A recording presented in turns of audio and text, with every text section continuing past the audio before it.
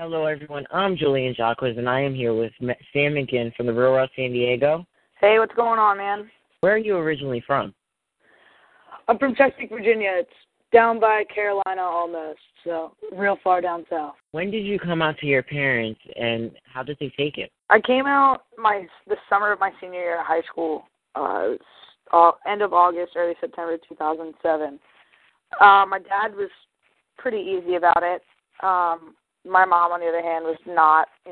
She went through it's a stage, she'll grow out of it, she'll be back to the straight daughter that I know. And until, about a year and a half ago, it was super rough, and we ended up, went and talked to a therapist about it, and we talked to the therapist about, our arguing and everything like that, and, now she's a good friend of mine, and, I talked to her about a lot of things. Do you ever have troubles at school?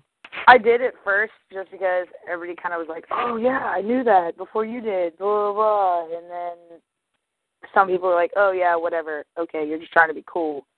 And then it's just like, come on, this is my life. I'm going to live it the way I want to, with or without you. What made you want to audition for The Real World? I auditioned at an open casting call in my hometown, and I actually went out as a joke. I had no intentions, no real wants of being on the actual show. I just figured, hey, it'll be a life experience to even audition for the show. And then, a little ways down the road, I'm moving to San Diego.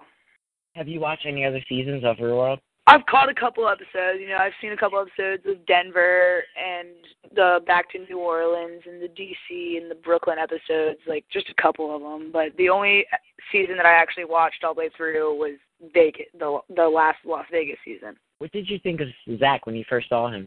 Zach is Middle America's ideal best son and best husband, or goes to him. He is 6'4", the football player, the big muscles, the tan skin, the pretty face, and when I walked up to him, standing 5'5", he towered above me. He's a big dude, and he kind of scared me a little bit. What were your first impressions to your other roommate? The first impressions on everybody, is always wrong until you get to know them.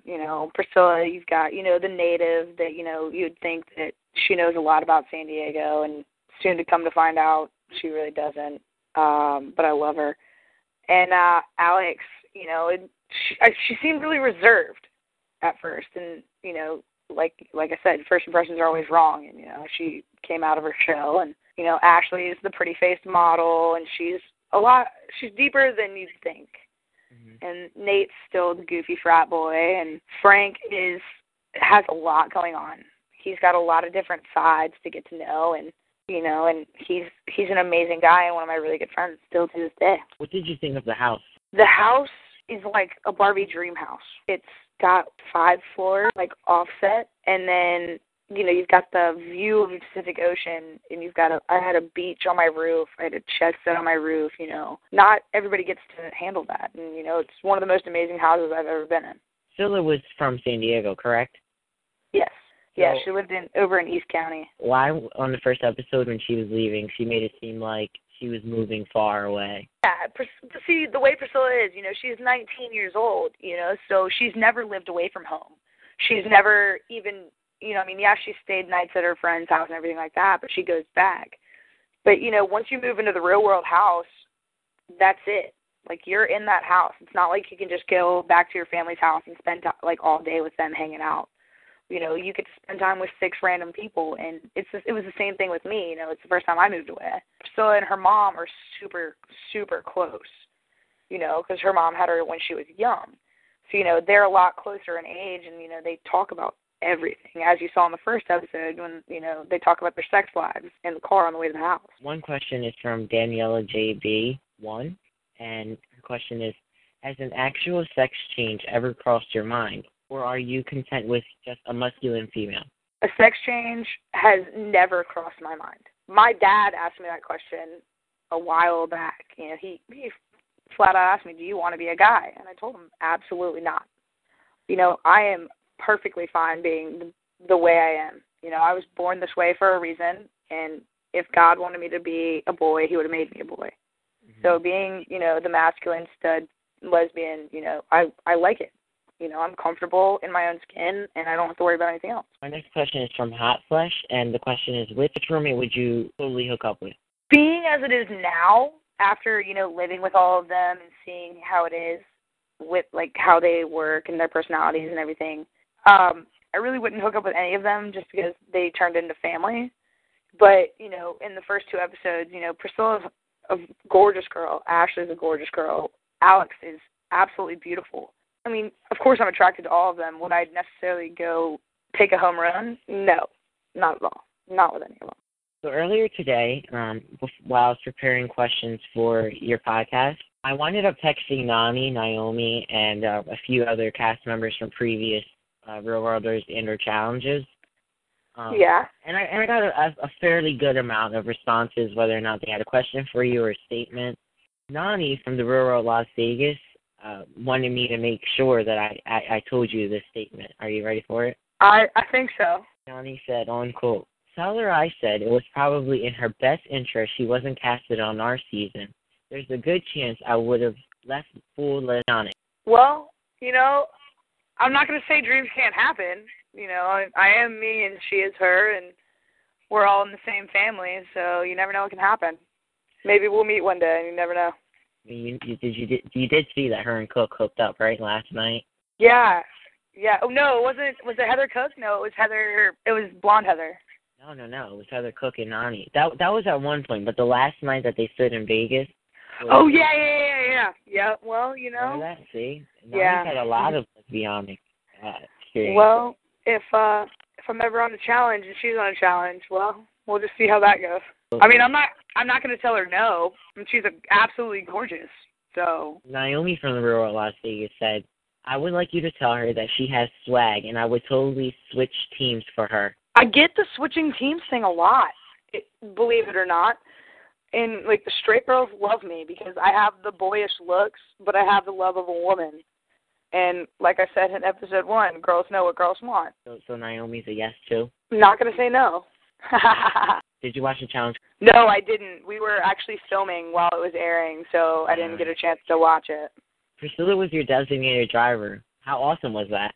Having Priscilla as a designated driver is absolutely amazing, actually. We never have to worry about drinking and driving.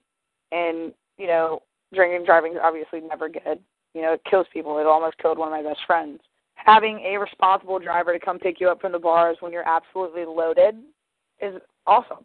It's great. And, it sucked for her because, she had to go sit at home by herself or with Alex, for an hour and a half, 2 hours every time we went out. So it kind of sucked on her part. But yeah.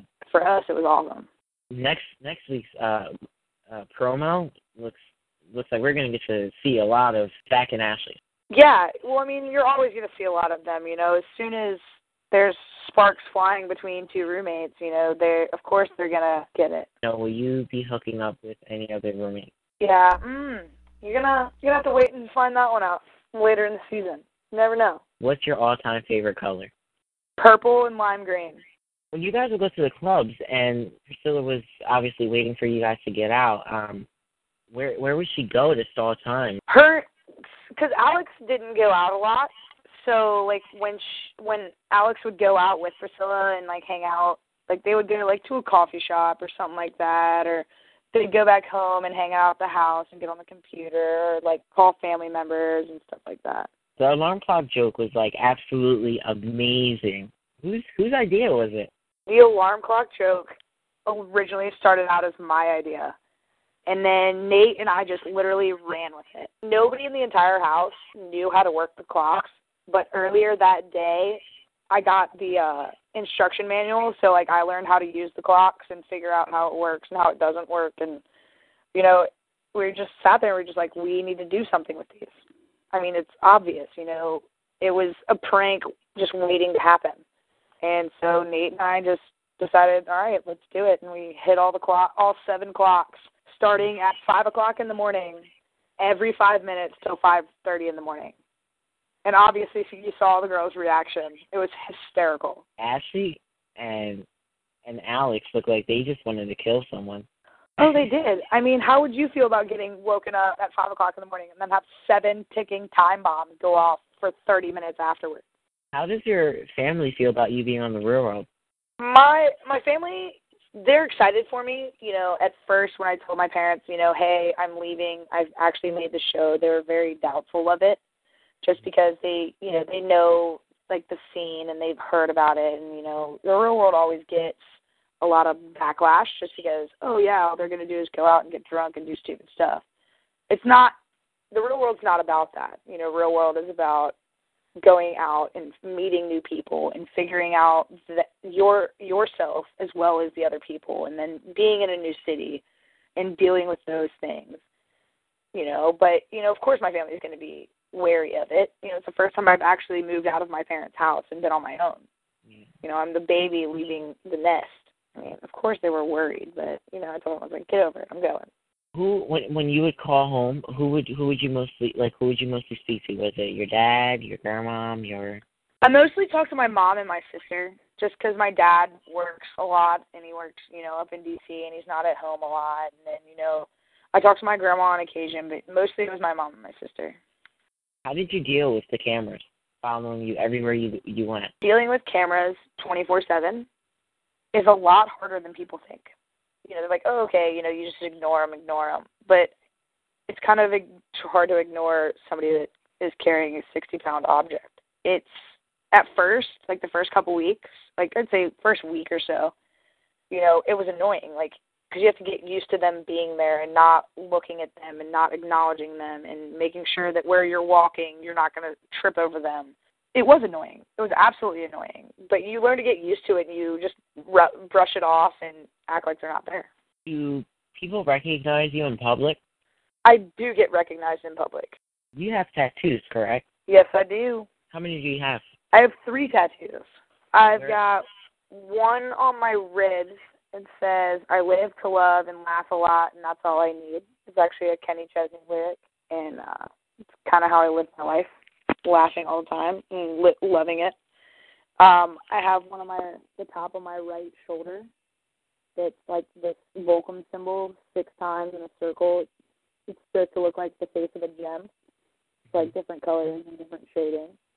And then the biggest one that I have is on my back. It says bleeding love, and it's got like stars and shading around it. And it's a broken heart. I actually got it for my ex-fiance. Her and I were together for like a year and a half, year and 9 months, and I found out she was cheating on me. I ended up breaking that off, but I don't regret the tattoo. You know, I use it as a reference point to show me where I've been, what I've gone through, and who I am today. So it's a good reminder of how brokenhearted you can be. My last question is, what should we expect to see from you this season? From me, you're going to see, obviously, a stud lesbian, because there's never been one on the Real World ever. But it's going to be a lot of learning on everybody's part. This is the most pro-social season that, you know, we've had since the Back to Brooklyn season, or the Brooklyn season. You know, we've got Frank, who's the bisexual male. You've got me being the stud lesbian. You've got Ashley, the model, Zach, the football player. You've got Alex, who's all into, like, AIDS awareness and homelessness and helping the homeless people.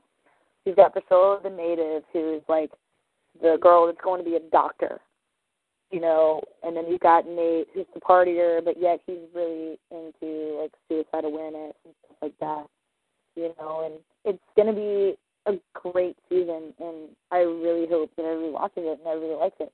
Should I expect to have you on another podcast? You should definitely expect me to have me on another podcast.